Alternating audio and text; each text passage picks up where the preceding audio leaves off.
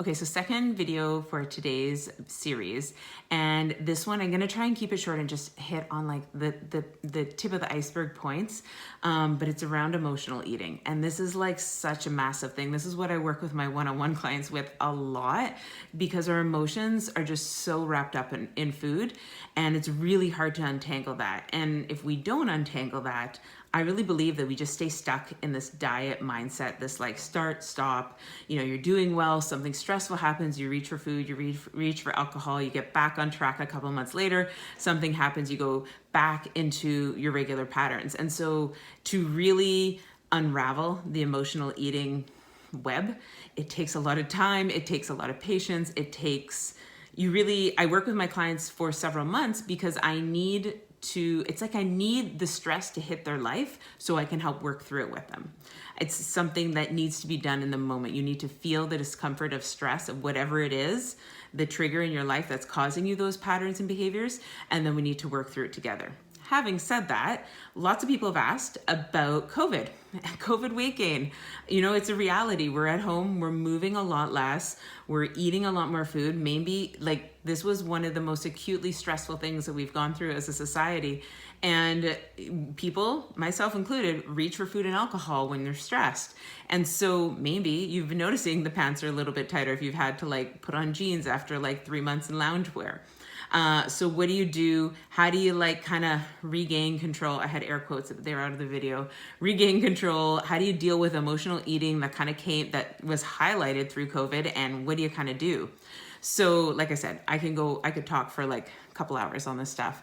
The main thing that I would say around emotional eating is that like you can't change what you don't acknowledge. So you need to be cognizant of the areas in your life where stress hits. This happens and I do this. Stressful meeting at work, I come home and open a bottle of wine. Argue with my partner, I reach for the bag of chips. I don't know, like some stressful family vacation and I load up on junk food on the drive there because it's just like, I just need to manage this, or manage it on the way home with like stuffing my face full of Skittles and licorice, or whatever the case. You have to acknowledge the situation and your response to it. And it doesn't mean you have to change it. Like acknowledging is a step in terms of unweaving that web.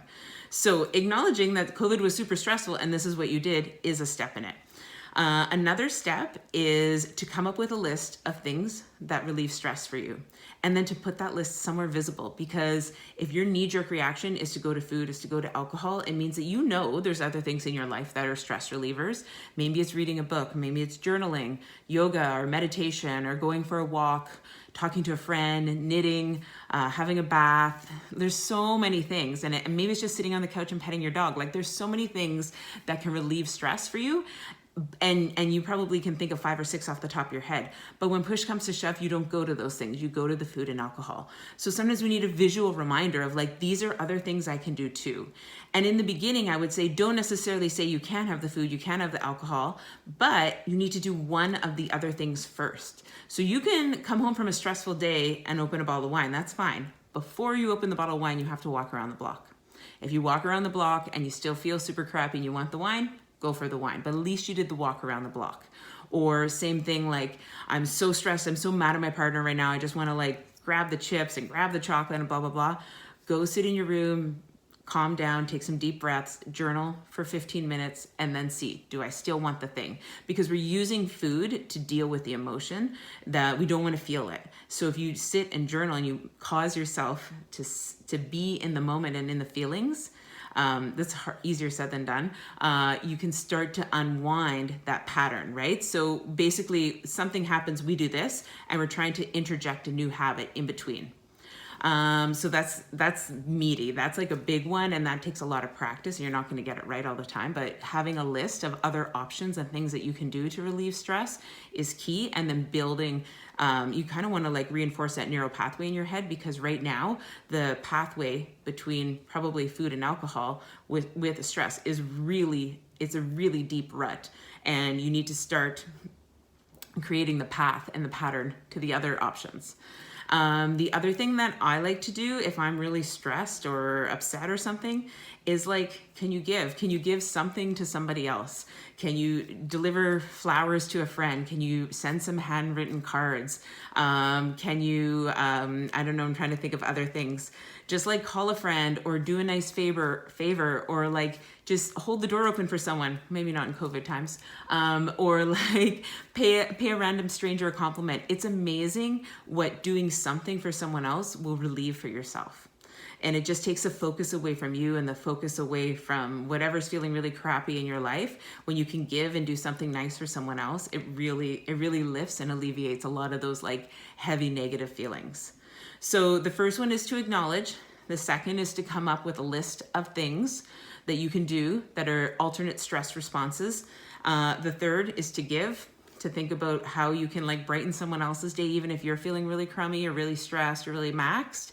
And then in terms of like COVID weight loss, because that emotional eating thing, like I said, I've broken this down in about 6 minutes, but I'll work with my clients for 6 months on this. If you have gained substantial, or not even substantial, you gained some weight after COVID and you're trying to get rid of it, I would suggest, especially because we're all in this work at home culture, try and move as much as you can in the day. If you have one of those fitness trackers that tracks your steps, or just your phone does, aim for 10,000 steps. 10,000 is just a nice round number. So if you look at your average daily steps and you're at 3,000 right now, then you're going to aim for 5. If you're ready at 5, you're going to aim for 8. And if you're ready at 10, but like you're just not seeing progress, then you're going to aim for 12. Like wherever you are, you're just going to bump it up. But 10 is a nice round number. Usually if you live a pretty sedentary lifestyle, 10 is pretty challenging to get to. But that regular movement, along with like conscious choice on your nutrition, you should see results if you stick with that for like a month or 2. Most people don't need to do a lot more severe tactics than move more and make a little bit of healthier choices. Those things should come together. Of course, there's a lot of extra variables, and that's only as good as your ability to manage stress, because it's only until the next thing hits. And 2020 has shown us that it's like thing after thing after thing after thing. So it's worthwhile, it's worth your energy and time to figure out how you can better manage stress in your life so that you build new habits and routines and you don't just always rely on the food and alcohol connection. I hope that's helpful. That was really short and sweet. I feel like I tried to jam so much into, I'm trying to keep it under like 8 or 9 minutes. If you have more questions about that, particularly around emotional eating, I encourage you to reach out to me, because it's just a longer conversation. And I'd love to chat with you and maybe work with you if that's something that you're interested in. And I can explain how one-on-one coaching with me works. And we can dive into more details, because it's also super personal. And so it's really hard to give an overview on that when emotional eating is tied to so many personal, individualistic features. All right, see you later.